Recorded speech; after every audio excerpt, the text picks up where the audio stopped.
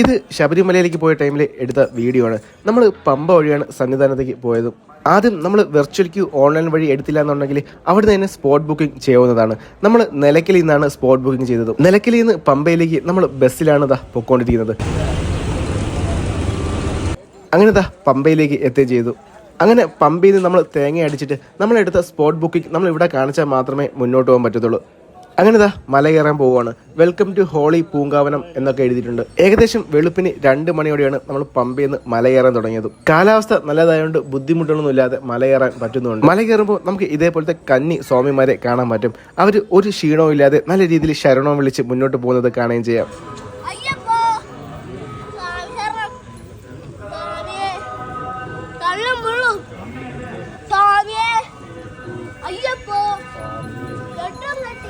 മല കയറുമ്പോൾ ഇതേപോലത്തെ കുറേ കടകൾ നമുക്ക് കാണാൻ പറ്റും. അവിടെ നമുക്ക് ആപ്പിളും ഓറഞ്ചും പഴവും പിന്നെ ഇതേപോലത്തെ തണ്ണിമത്തനും വെള്ളയിലേക്ക് മുറിച്ച് വെച്ചിട്ടുണ്ട്. അത് നമുക്ക് മേടിക്കുകയും ചെയ്യാം. പിന്നെ സോഡ നാരങ്ങയും നാരങ്ങ വെള്ളമൊക്കെ കുടിക്കേണ്ടവർക്ക് അവിടെ ധാരാളം കടകളും കാണുകയും ചെയ്യാം. അതുമാത്രമല്ല, ദാഹിച്ചു വരുന്നവർക്ക് സൗജന്യ കുടിവെള്ളം നമ്മൾ മല കയറുമ്പോൾ എല്ലായിടത്തും കാണുകയും ചെയ്യാം. പിന്നെ ഇതേപോലത്തെ എമർജൻസി റെസ്ക്യൂ വെഹിക്കിൾ അവിടെ തന്നെയുണ്ട്. നമുക്ക് എന്തെങ്കിലും ഹെൽത്ത് ഇഷ്യൂസ് ഒക്കെ വരുവാണെങ്കിൽ പെട്ടെന്ന് പമ്പയിലേക്ക് എത്തിക്കാനുള്ള ഫെസിലിറ്റിയും അവിടെ തന്നെയുണ്ട്.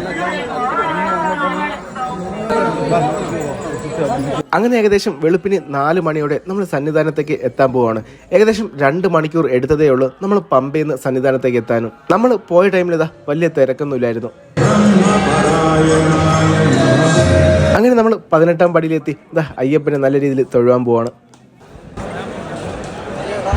അങ്ങനെ തൊഴുതിറങ്ങിയ ശേഷം നെയ്യഭിഷേകം എല്ലാം കഴിഞ്ഞിട്ട് നെയ്ത്തേങ്ങ ആഴിയിലേക്ക് ഇടാൻ പോവാണ്.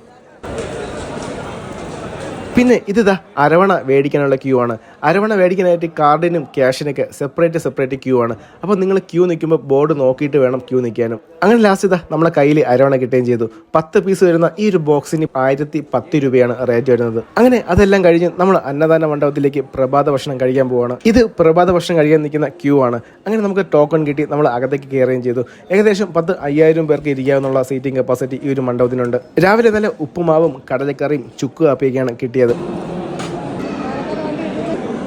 അങ്ങനെ ഭക്ഷണം കഴിച്ച് മല ഇറങ്ങാൻ പോവുകയാണ്. രാവിലെ ഏകദേശം 8 മണിയോട് കൂടിയിട്ട് നമ്മൾ മല ഇറങ്ങാനും തുടങ്ങി. നമുക്കറിയാം പോകുന്ന വഴിക്ക് ഇതേപോലത്തെ സിംഹവാലൻ കുരങ്ങുകളെയും പിന്നെ പന്നികളെയൊക്കെ ധാരാളം കാണുകയും ചെയ്യാം. പിന്നെ നമ്മൾ മലയ്ക്ക് പോകുമ്പോൾ ഇതേപോലത്തെ ഡോളി ധാരാളം കാണാൻ പറ്റും. നമ്മുടെ ബോഡിയുടെ വെയിറ്റ് അനുസരിച്ചാണ് അവർ പേയ്മെന്റ് മേടിക്കുന്നത്. 80 കിലോയുടെ അകത്തുള്ളവർക്കും 80 കിലോയുടെ പുറത്തുള്ളവർക്കും പിന്നെ 100 കിലോയുടെ പുറത്തുള്ളവർക്കും പല റേറ്റാണ്. ഏകദേശം 4000, 5000, 6000 രൂപയാണ് ഈ ഒരു ഡോളിക്ക് മേടിക്കുന്നത്. പക്ഷേ ആ ഒരു പൈസ അവർക്ക് കൊടുത്തേ പറ്റത്തുള്ളൂ. കാരണം ഏകദേശം 3-3.5 കിലോമീറ്ററോളം ഒരാളെ ചെന്നിട്ട് മല കയറുകയാണ് അവർ. അത് എത്ര പാടുള്ള ജോലിയാണെന്ന് നമുക്ക് ഊഹിക്കാവുന്നതേ ഉള്ളൂ. തിരിച്ച് പമ്പയിലേക്ക് എത്തുമ്പോൾ ലക്ഷക്കണക്കിന് കരിക്ക് വയ്ക്കുന്ന ഒരു സ്ഥലമുണ്ട്. അവിടെ നമുക്ക് കരിക്കും കുടിക്കാം.